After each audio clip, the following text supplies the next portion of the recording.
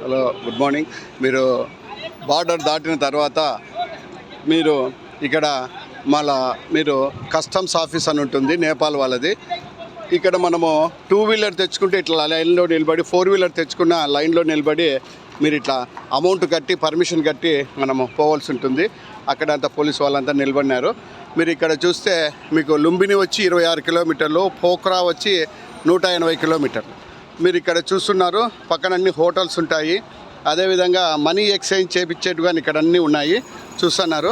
మీరు money exchange కోసము మీరు అన్ని చోట్ల మీరు పోతుంటారు, కానీ ఇక్కడ మనీ ఎక్స్చేంజ్ అవసరం లేదు.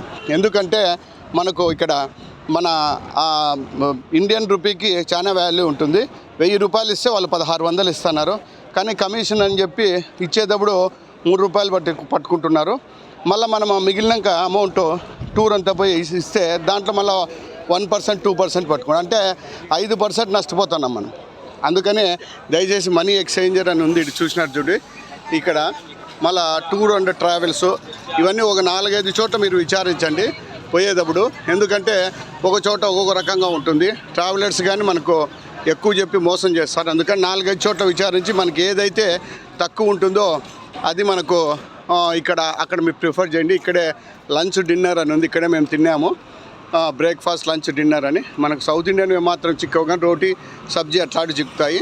అయినా మేము ఇక్కడ టూరు పోవాలి కాబట్టి మేము ఇవన్నీ తినేసినాము. ఇంకా అదేవిధంగా జపాన్ బండ్లు, ఇట్లా బండ్లు ఇక్కడ ఎక్కువ మనకు కాఠ్మండు హిల్వీలో ఎక్కువ యూజ్ చేస్తున్నారు. ఇవి బాగా లోపల సెంట్రల్ ఏసీ ఉంటుంది, మనకి కొండలు గుట్టలు ఎక్కగలదు కాబట్టి ఈ బండ్లు వాళ్ళు ఎక్కువ యూజ్ చేస్తున్నారు.